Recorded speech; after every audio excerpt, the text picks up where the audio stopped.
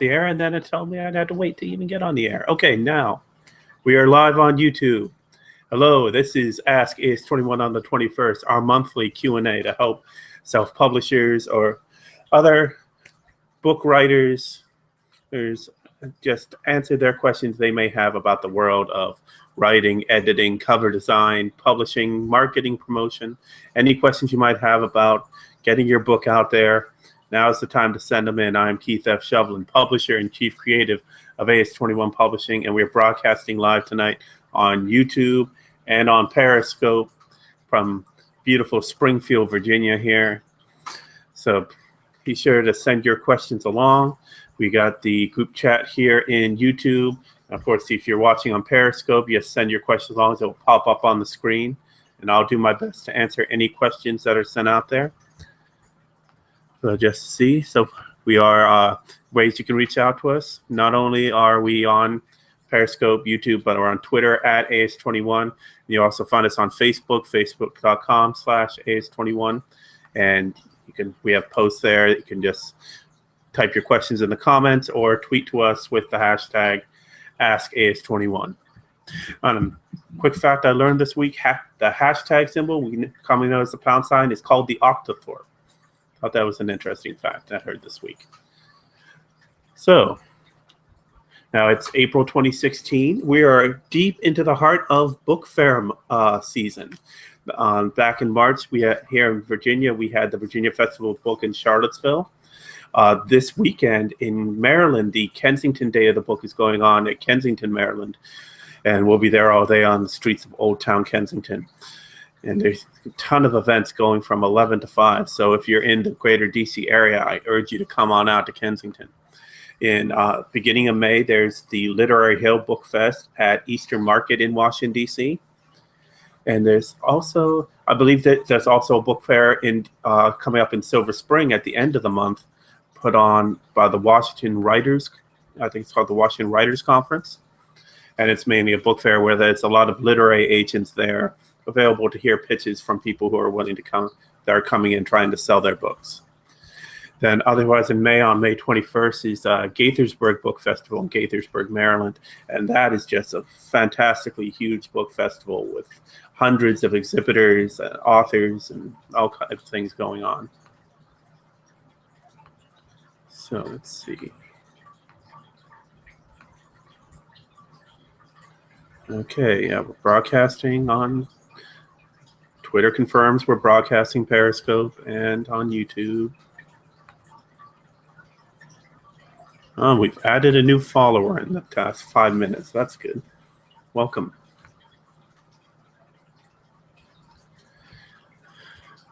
All right, so let's see. Currently looking over Twitter and Facebook. No questions in just yet. Some of the top book news of the day. This is the 200th birthday of Charlotte Bronte, author of Jane Eyre. And other things going on. News from Digital Book World. Overdrive, the app that helps people borrow ebooks from public libraries, is adding a lot of DC comic titles to their collection. They're adding more than 150 comics and graphic novels to its catalog. And that's, of course, open to anyone with public library or school library access in the United States and Canada. Yeah, some of the titles included are Batman the Killing Joke, Wonder Woman Volume 1, Blood, The Sandman Volume 1, Preludes and Nocturnes, Preacher Book 1, and more. That's exciting. Let's see what else is going on.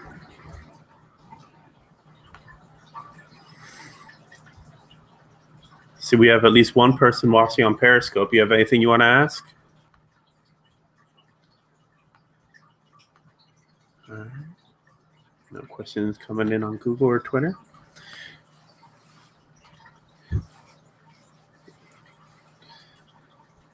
So now it's, like I said, it's April 2016, April 21st, of course. A lot of people are finishing up school, whether it be college students. They're probably getting into finals in the next couple weeks. And, you know, high school students, they still got another month and a half to go. But it's a good time to really let your creativity out.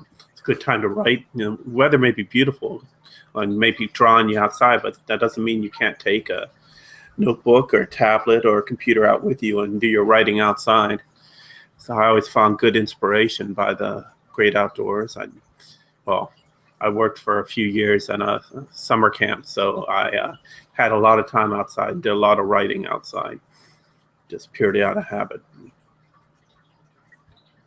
It's whatever makes you comfortable, because when you have that urge to write, you want to feed that urge, and that means finding the best situations for you to really get yourself out there, make yourself comfortable. So.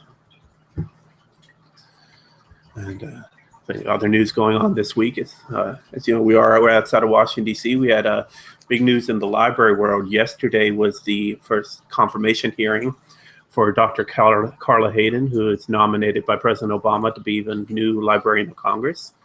She'll be the 14th if confirmed. The hearing went pretty well. I listened to most of the whole thing as best I could, and answered a lot of questions about the future of the Copyright Office, improving information technology at the library, and as well as dealing with Congressional Research Service reports. There's a growing support within the Congress to make Congressional Research Service reports available to the public. Currently, they're only available to members of Congress, and some reports go public from there, but they're principally only available on a pay-for-access site. So the desire to possibly move that to a completely free and open public access point. All things that, of course, Dr. Hayden will have to deal with once she is confirmed. The buzz around the library is the hope that she'll be in by June of this year, in time to be well situated before the National Book Festival this September. Currently, the library is headed by acting librarian David Mao, who is the deputy librarian. Previous to that, he was head of the law library at Library of Congress.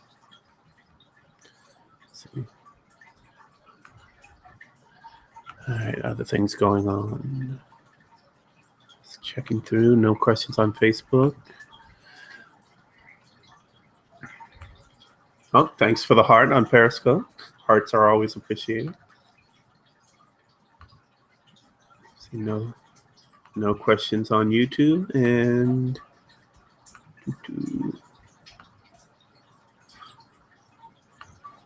no questions currently on Twitter.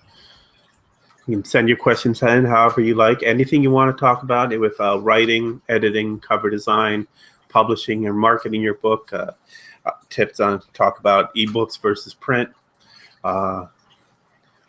New ways of looking at doing presentation or doing promotion. Feel free to send those in. Let's see.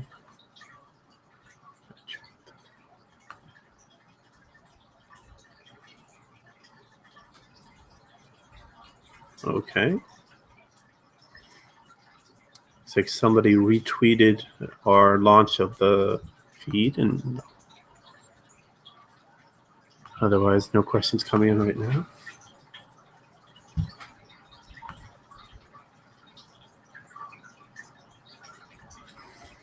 Okay, that's interesting. I never know what I'm going to see on my Twitter feed sometimes. The aois21 Twitter feed, we try to mostly follow news sources with strong literary news and other publishers, top authors, and top book sources. But every once in a while, get some of the strangest news stories pop up on there. So. All right.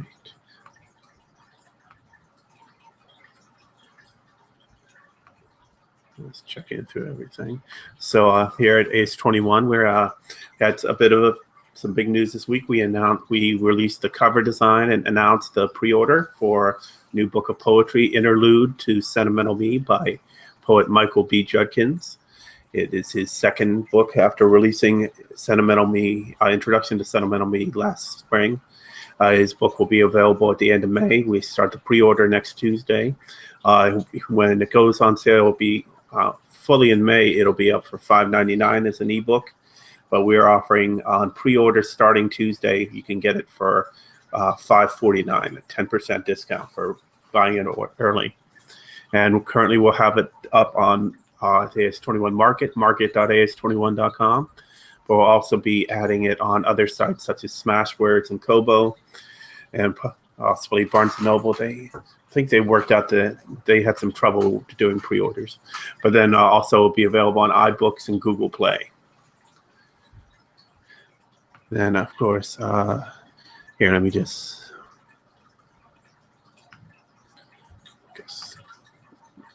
Okay.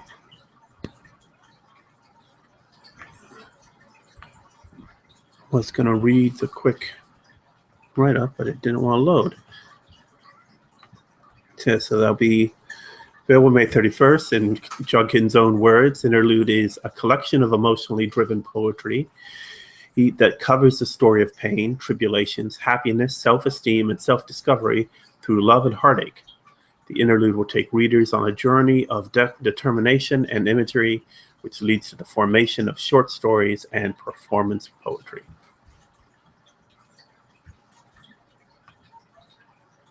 Oh, see, we lost a couple viewers on Periscope. Well, that's bound to happen.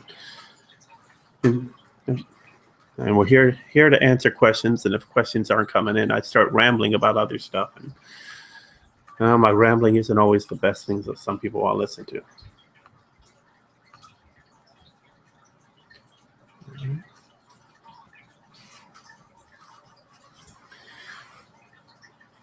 Okay, just checking through again. So yeah, they're saying at the top, it is book fair season. Book fairs are a fantastic opportunity to get out there and do book promotions, or to hopefully, if you're still in the writing or production process, it's a good place. There's usually a lot of editors or publishers or others around at some of these book fairs, and you can go and try to see what's out there, see what interests you, what kind of company interests you, who could work with. And of course, you can see how other people are selling their books and how they do marketing, and ask them about services or publishers they've worked with. It's a pretty good resource for new authors and even established authors who just are taking part, speaking, doing live readings, or just having a table and doing book signings and talking to those visitors that would come up to them. So it can be a pretty steep price to sign up for some of these book fairs. I believe Kensington is only about $45 to $50 to sign up. Obviously, it's being this weekend, it's far too late to sign up. Gaithersburg, it's, I believe, $100 to get a table for an author. Then there are some, there's the Baltimore Book Festival that'll be happening in September, where that's in several days. So if you get a table, it's somewhere in around $500 to get a table. But if you're just going as an author and you get accepted to speak on one of the panels or do any sort of promotion there, then they usually are much more open to, it's much easier to go and not have to spend a lot of money on just doing it just for the fact of being there. I know here in Virginia, the Virginia Writers Club puts on a writers conference at the beginning of August, and they have a lot of authors come in and speak, and for those that speak, they automatically get a table to exhibit. But then, of course, they welcome others to come in and exhibit as well. We're looking to hopefully taking part in that in Charlottesville in August. We'll keep up with the Writers Club and see what we can make happen. So it is April 21st, and we're almost done with April. That's pretty crazy to me that April's coming to a close so quickly. I feel like it just started. This week we had our, in addition to the announcement about Interlude, we have our weekly podcast literally this week, where I go over the top literary news of the previous week. Next week we'll have, of course, the next edition. Plus we'll have an episode of our poetry podcast, Passion on the Page, featuring poet Sheila Bowler reading one of her poems from her book, What This Black Woman Knows. The name of the poet, I believe the name of the poem that she read for this edition is called Little Girl. So that'll be out on Monday, the same day as literally this week. Next Thursday, April 28th, we'll have the release of our monthly podcast from AS21 creative Eileen Vega. based off her successful ebook, Dating as Told by the Modern Whore. The name of her podcast is Sex Vexed Perplexed with the Modern Whore. And you can find that on iTunes, Stitcher Radio, Google Play, and it's hosted by Podomatic. It's a monthly podcast. It's only about 15 minutes long each episode, but it'll be out next Thursday, the 28th. And then we're planning on launching at the end of this month will be our 5th podcast series. There will be more information about that on this coming Wednesday. We're just working out some of the final kinks before we do the official first episode. And then our other podcast series, the original one we started with, is called Publish Me. It's a monthly series where I host with one of our creatives, author Paul Dickinson Russell, who's working on his fantasy epic, The Will of the Magi. So if you join us each month, we have a conversation about how Paul is doing on the writing process and talking about how he's creating his narrative and defining his characters and following this line of the story. And then we also have a discussion on the different parts of the book. Every other month, we have a guest on to talk about different things as part of the book production process.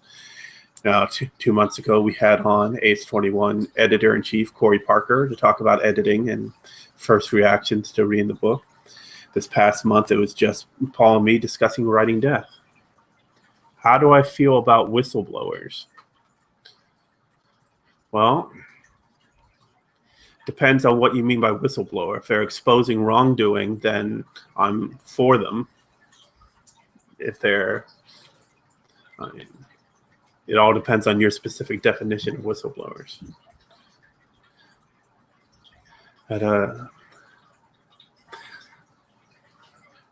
Well, specifically, I can understand why Mr. Snowden decided to do what he did. I'm not a fan of how he did it, but I'm understanding of why. But in most cases, corporate whistleblowers and exposing wrongdoing, like what happened with the water crisis in Flint, and discovering the wrongdoing of like with some of the oil industry, with how they hid secrets about climate change, and NFL with the concussion studies, then I definitely see a need for whistleblowers in that fashion. All right.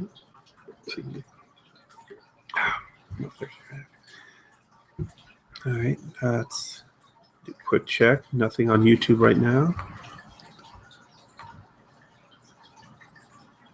Okay.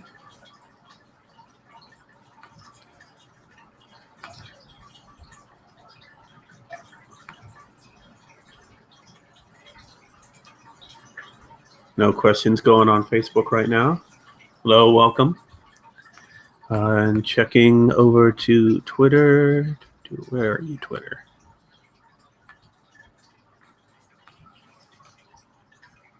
And currently no questions on Twitter. Hi, how you doing?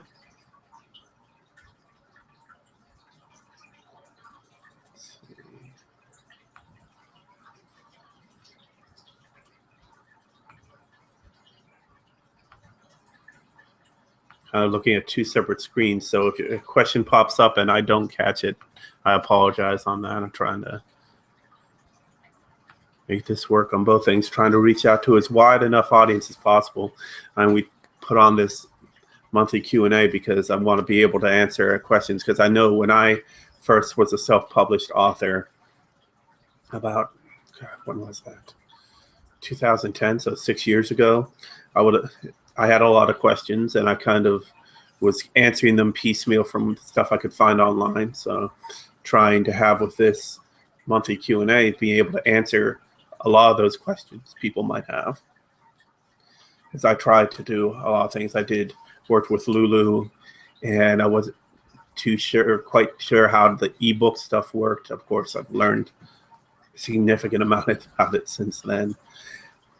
And did my own cover design, had a good group of editors to go through everything. And then I've set up a book tour and took part in book festivals, and did soft print, paperback run and a hardcover run all testing out different things to try to reach out to the audience as a whole. So there's a lot of different things that people can do, and a lot of it is kind of guest, test, and revise. So one thing I want to do by having these Q&As is to be able to answer questions, so there isn't a lot of guessing. You can actually ask questions, and get an idea of what works and what doesn't. Like when you're doing events, obviously you want to focus on high traffic bookstores or popular library locations. If you're working with a library, they want to make sure that they have copies of your book available in the system so that people can borrow them ahead of time and get a chance to read through before, so that if they come and have questions, they're informed readers. Bookstores, you always want to make sure that you're there and they were willing to have your book in stock either beforehand or afterward.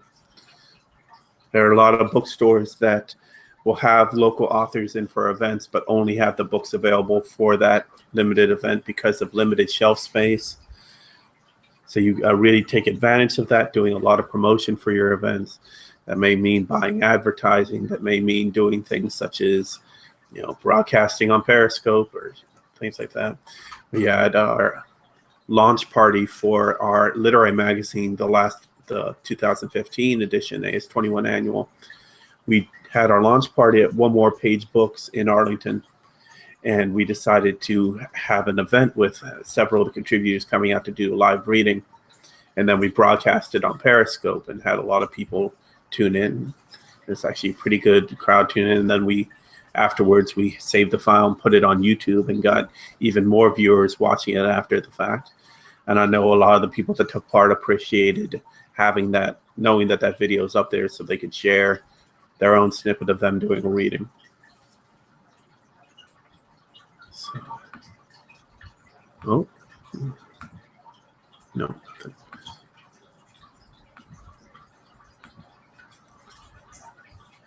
Okay. So I'll be wrapping up in a few minutes here. Usually keep this to 30 minutes because, depending on how many questions I get, which usually isn't a lot, it's unfortunate. There's only so much time of me, constantly looking at my computer, checking Twitter, YouTube, Facebook for questions.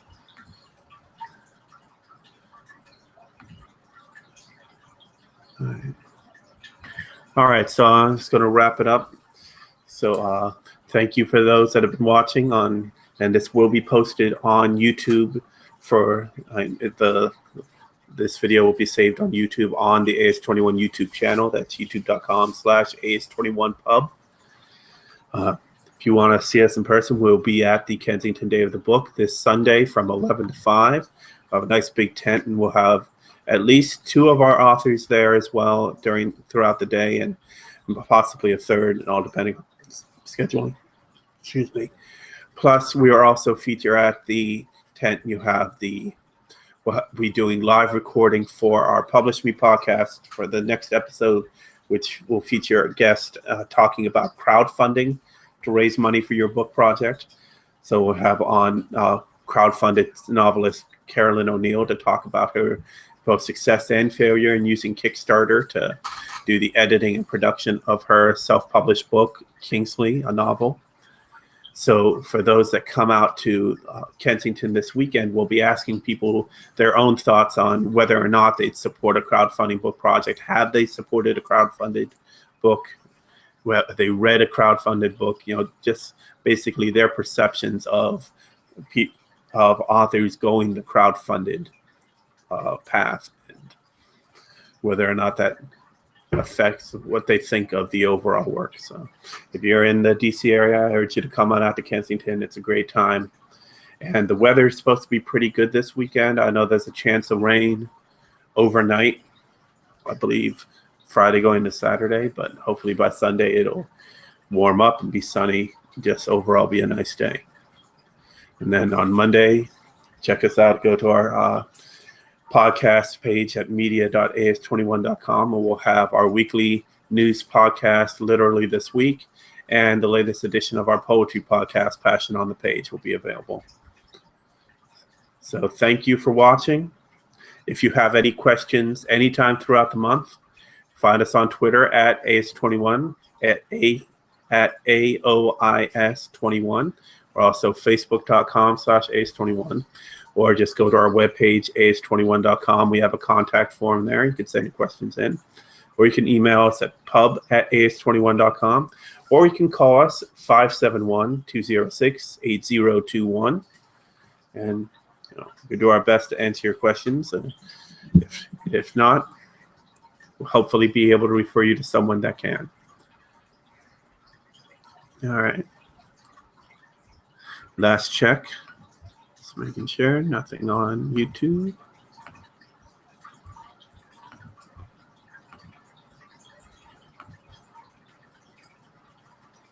Okay.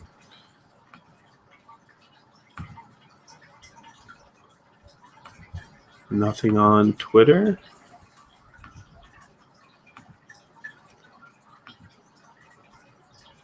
And nothing on Facebook. Okay.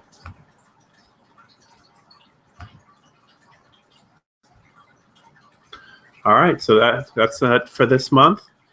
Thank you very much for those that watched live and for those that are watching it on YouTube after the fact.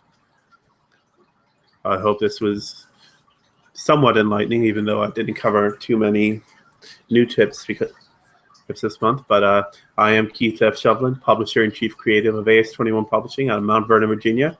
Thank you for watching, and see you next month. aois21 Publishing, what do you want your book to be?